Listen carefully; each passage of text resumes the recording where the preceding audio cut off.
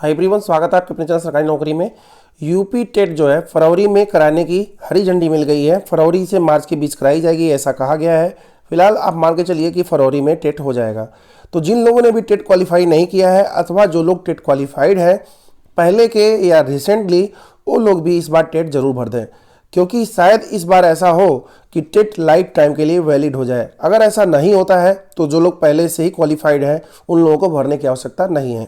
तो फिलहाल ये जो वैकेंसी निकलने वाली है, यानी कि प्राइमरी शिक्षक की नई जो वैकेंसी निकलने वाली है, 97,000 के आसपास वैकेंसी निकालने का प्रयास अभ्यर्थियों द्वारा कराया जा रहा है। जबकि सरकार का कहना है हमारे पास 50,000 से 51,000 के पास ही वैकेंसी है, हम इतना ही निकालेंगे। लेकिन अभ्यर्थी शुरू से ही इस पर लगे हुए हैं कि 97,000 निकलवाएंगे, तो अभ्यर्थियों का प्रयास जरूर कहीं ना कहीं सफल जरूर होगा। और वहीं बात करें टेट की, तो टेट के तुरंत बाद 51,000 की वैकेंसी या 97,000 कह लीजिए, अभी तो ये हवा में ही है। फिलहाल 51,000 सरकार अगर कह रही है तो उसी को मान के चलते हैं, क्योंकि सरकार तो ही निकालेगी ना। तो 51,000 जो वैकेंसी है टेट के ठीक बाद कराई जाएगी। तो जिन लोगों का भी चयन 68,500 में 69,000 में नहीं हुआ है, या पहले के अभ्यर्थी हैं या वे फ्रेश अभ्यर्थी हैं, सभी लोग अपनी तैयारी में लगे रहें। जिन लोगों का टेट नहीं निकला है वो लोग भर दें, और जिनका निकला हुआ है अपना सुपर टेट की तैयारी करते रहें। परीक्षा जो है अप्रैल से मई के बीच कराई जाएगी, क्योंकि आपको पता ही है अगर फरवरी मार्च में अगर एग्ज़ाम होगा तो 1 महीने रिजल्ट आने में लग जाते हैं, और इसी टेट के बेस पर ही सुपर टेट कराया जाएगा।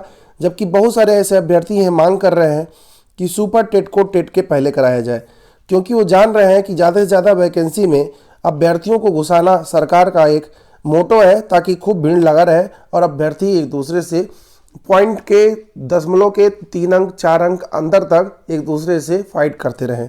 तो फिलहाल बहुत सारे अभ्यर्थी ये प्रयास कर रहे हैं कि सुपर टेट टेट के पहले हो जाए, जिससे नेक्स्ट वैकेंसी अगर निकले तो टेट जो लोग क्वालिफाइड अब कर रहे हैं या अब करेंगे 2020 वाला 2021 में, वो लोग बाद में भरेंगे फॉर्म को। ऐसा हो पाएगा कि नहीं, ये तो बड़ा कहना मुश्किल है। वैसे सरकार का यही कहना है और शुरू से उनका चलता आया है कि टेट कराने के बाद ही वह सुपर टेट कराते आए हैं, चाहे बात करें 68,500 की या 69,000 की। नियुक्ति पत्र के लिए अभ्यर्थियों का प्रदर्शन जारी है। असिस्टेंट प्रोफेसर के शिक्षा शास्त्र पदों के जो अभ्यर्थी हैं भटक रहे हैं इधर उधर। 2016 की वैकेंसी है, 4 साल हो गए अभी इनका कुछ नहीं हुआ। सोचिए 4-4 साल वैकेंसी लटका रहे हैं। क्यों लटका रहे हैं 4 साल? क्योंकि अगला साल जो 2022 आएगा वह इनके चुनाव का समय आ जाएगा नेता लोगों को, और इनको आगे बढ़ने का मौका तभी मिलेगा जब ये लोग वोट देंगे। जो लोग 4 साल झेल गए, 5 साल झेल गए, वो क्या ही वोट देंगे, वो तो समझ में ही आ जाएगा। वहीं जो असिस्टेंट प्रोफेसर की वैकेंसी निकलने वाली है उनके लिए काफ़ी खुशखबरी है। नए सिलेबस पर भर्ती होगी। अभ्यर्थी शुरू से ही मांग कर रहे हैं कि नए सिलेबस पर भर्तियां हो। आपको पता हो कि 2014 में एक बार सिलेबस के ऊपर विचार किया गया था, लेकिन कुछ विशेष उस पर हुआ नहीं। फिर 2016 में एक वैकेंसी निकली, और उस पर जो वैकेंसी है आज तक चल रही है, अभी पूरी नहीं हो पाई है। तो कहीं ना कहीं ये दर्शाता है कि नया सिलेबस ये लाना नहीं चाहते हैं, जबकि नए सिलेबस की बहुत आवश्यकता है। किताबों की बात करते हैं कि इस बेस से आप पढ़िए, उन किताब में अगर वो सिलेबस नहीं है जो कि परीक्षा में आती है, तो उस सिलेबस को परीक्षा में क्यों दें। नए सिलेबस पर परीक्षा कराने की मांग की जा रही है। फिलहाल क्या होता है, अब आने वाली वैकेंसी 2021 में ही पता चल पाएगा। 2020 में बड़ा मुश्किल है कि असिस्टेंट प्रोफेसर की वैकेंसी निकाल दें। फिलहाल अभी दिसंबर का पूरा समय पड़ा हुआ है, अध्याचन भेजे जा चुके हैं, लेकिन अभी उस पर कुछ विशेष निर्णय नहीं लिया गया है। यूपीटीपीएससी की परीक्षा हुई थी वीडियो की। इसमें क्या हुआ था, काफ़ी घपलेबाजी हुई, काफ़ी ज़्यादा नकल हुआ, ओएमआर सीट डायरेक्ट बदल दिया गया अभ्यर्थियों का। आरोप भी लगे, एसटीएफ जांच भी की, ओएमआर वाले अभ्यर्थी को पकड़ी जो फ्रॉड किया था। हुआ क्या, उसके ओएमआर को चेक किया गया, पता चला किसी तरह का कोई प्रूफ नहीं मिला, क्योंकि अभ्यर्थी को 3 साल के लिए डिबार कर दिया गया था कि आप परीक्षा नहीं दे पाएंगे। तो वह कोर्ट चला गया, कोर्ट ने आदेश दे दिया कि कोई डिबार नहीं होगे, तुम आराम से जाओ, तुम नौकरी करो। तो वीडियो के लिए वह चयनित हो चुका है, अब जल्द ही उसको नौकरी पर भेज दिया जाएगा। सब जगह फ्रॉड हो रहा है, तो रेलवे अपना नाम क्यों ना लिखा है। हमेशा सुर्खियों में रहा रेलवे। ग्रुप डी की भर्ती परीक्षा हुई, 2 अभ्यर्थी डिबार हुए, क्योंकि ये दिव्यांग कोटे के थे और ये अपनी जगह दूसरे को अदर व्यक्ति को परीक्षा दिलाए थे।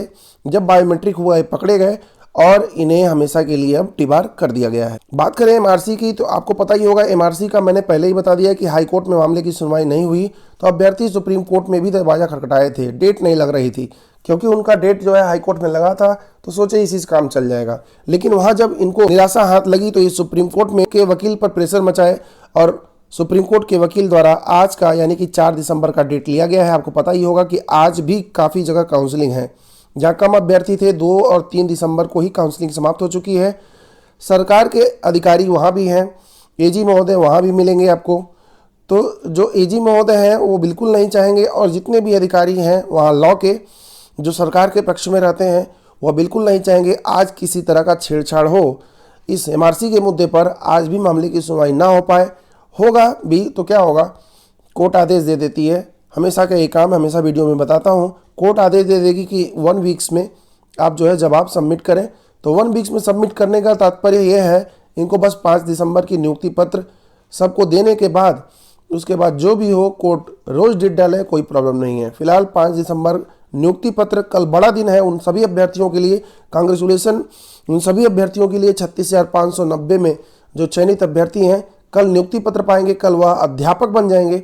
नियुक्ति पत्र पा करके उन्हें बहुत ही अच्छा लगेगा, और सभी अभ्यर्थियों को एक बार और शुभकामना देता हूं जो 36,590 में सम्मिलित हैं। बात ही साथ में बात करूंगा थर्ड काउंसलिंग के अभ्यर्थियों के लिए, जो लोग काफ़ी इस समय परेशान है कि हमारा भी काउंसलिंग कराया जाए। तो भाई आप लोगों का भी काउंसलिंग कराया जाएगा, आप थोड़ा सा प्रतीक्षा करें। 5 दिसंबर को नियुक्ति पत्र मिलेगा। आपको पता होगा 1 हफ्ते में यानी कि 7 दिन में इनको मेडिकल रिपोर्ट सबमिट करना होता है। तो लगभग 12 तारीख के आसपास आपको पता चल जाएगा, क्योंकि जब ये लोग ज्वाइन कर ले जाएंगे, विद्यालय आवंटन वगैरह हो जाएगा लगभग, तो इन्हें पता चल जाएगा कि आगे कितनी सीटें जो है खाली हैं, कितने लोगों ने ज्वाइन नहीं किया, विद्यालय आवंटन में शामिल नहीं हुए।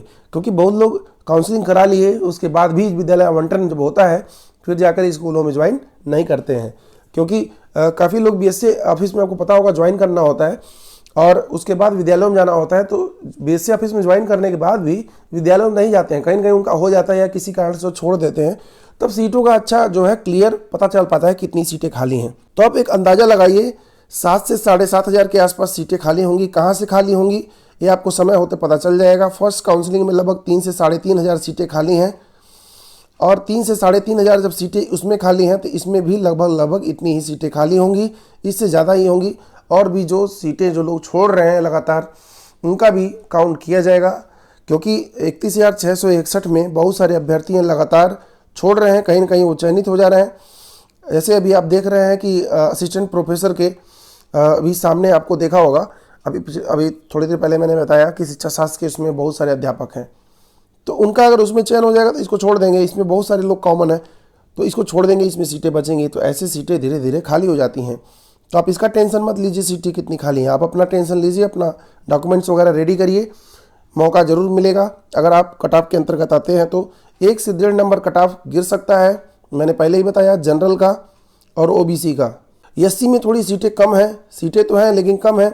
1133 पद जो एसटी वाली जुड़ने वाली अगर वो जुड़ गई तो उनके भी 1 से 1.5 नंबर कट ऑफ जो है गिर सकते हैं। लेकिन अगर बात करें अभी एक्चुअल में तो 1 नंबर के आसपास इनका भी कट ऑफ गिर जाएगा। फिलहाल जनरल ओबीसी में आपको कट ऑफ जो है देखने को मिल सकता है, कहीं कहीं 2-2 नंबर भी आपको कट ऑफ देखने को मिल सकता है। यानी कि पिछली बार जो 67 नंबर जनरल का और लगभग 66 के आसपास ओबीसी का कट ऑफ गया था, आपको पता ही होगा। मैं एक बार और दोहरा लेता हूँ कि जनरल का 67 के आसपास गया था, 67 पॉइंट समथिंग, ओबीसी का भी 66 पॉइंट समथिंग, एक का गैप था लगभग। अलग अलग डिस्ट्रिक्ट में अलग अलग हो सकता है, आप ये ना सोचिएगा किसी स्पेशल डिस्ट्रिक्ट का है। एससी की बात करें तो एससी का मैंने आपको पिछली बार में बताया कि 63 से 64 के आसपास इनका चयन हो गया था। तो अगर एसटी की बात करें तो एसटी में क्योंकि इसके कोई अभ्यर्थी ही नहीं है, तो जनरल ओबीसी एससी की बात करें तो 67 ये जो कट ऑफ होगा आपके 65 के आसपास 150-2 नंबर जरूर गिरेगा। तो 65 के जो भी आसपास अभ्यर्थी होंगे वो लोग काउंसलिंग में उनको मौका मिल सकता है। ऐसे ये लोग भी हैं 64 के आसपास, 63 पॉइंट समथिंग होगा तब भी 64 के करीब वो आ जाएगा, मतलब वो लोग राउंड फिगर में सेफ हैं। फिर 63 वाले को आप देख सकते हैं यहाँ पे 61 तक, यानी कि ये लोग 60 तक भी जा सकते हैं। एससी का जो कट ऑफ है वह डाउन होकर गुणांक 60 तक भी जा सकता है। तो ये सब गुणांक का एक अंदाज़ा कर सकते हैं, लगा सकते हैं, आप भी अंदाज़ा लगा सकते हैं। काफ़ी जब आप देखेंगे लिस्ट को, काफ़ी लोग, कितने लोग चयनित हैं, ये कैसे अंदाज़ा लगता है। आपके आसपास, आपके मित्र मंडली में, आपके जान पहचान में, आपके जान पहचान में आप पूछ लें कहाँ तक आप चयनित हुए, आपका गुणांक क्या था, उसी हिसाब से आपको अंदाज़ा लग जाएगा कि पहले वाले में कितने तक हुए, दूसरे वाले में कितने तक हुए और तीसरे वाले में कहाँ तक हो सकते हैं, ये भी आपको अंदाज़ा लग सकता है। फिलहाल ये सब एक आइडिया, रफ आइडिया है, मतलब इसके आसपास हो सकता है। तो जितने लोग भी इसके बीच में आते होंगे, 64 से 66 के बीच, 65 से 67 के बीच या 60-61 से 63 के बीच, ये लोग मान के चले हम लोग सेफ हैं, हम लोगों को मौका मिल सकता है। तो अपने डॉक्यूमेंट्स तैयार रखें, क्योंकि अगर मौका मिल सकता है तो डॉक्यूमेंट बाद में तैयार करने की क्या ज़रूरत है। आप डॉक्यूमेंट सारे तैयार रखें। जो डॉक्यूमेंट्स में अगर बात करें हम डीडी की, जो बैंक ड्राफ्ट जिसको कह रहे हैं आप, तो उसको आप समय आने पे ही तैयार करें, उसमें ज़्यादा समय नहीं लगता है। और आप तैयार भी कर लेते हैं तो 1 साल के बाद ही वह जो होता है इनवैलिड होता है, उसका ड्यू जो होता है ओवर होता है। तो उसको भी आप चाहे तो बनवा ही सकते हैं। फिलहाल अभी ना बनवाएं, अगर आप नहीं चाहते हैं, आप नहीं रिस्क लेना चाहते हैं। और 100 रुपये का आपको पता होगा नोटरी लगती है। तो सब कुछ आप तैयार करा सकते हैं, कोई दिक्कत नहीं। और नहीं भी तैयार करा सकते हैं, ज़्यादा समय नहीं लगता है, 1 से 2 घंटे 3 घंटे मैक्सिमम लगता है आपको बैंक ड्राफ्ट बनवाने में। अगर आपका जान पहचान है तो हाथों हाथ बन जाएगा तुरंत, 5 से 10 मिनट का काम है। तो अगर आप जान पहचान नहीं है बैंक्स में, तब भी आप परेशान होने की जरूरत नहीं है। 1 दिन बहुत है, सुबह दे देंगे, शाम को 3 बजे 4 बजे बैंक वाले बुला लेते हैं।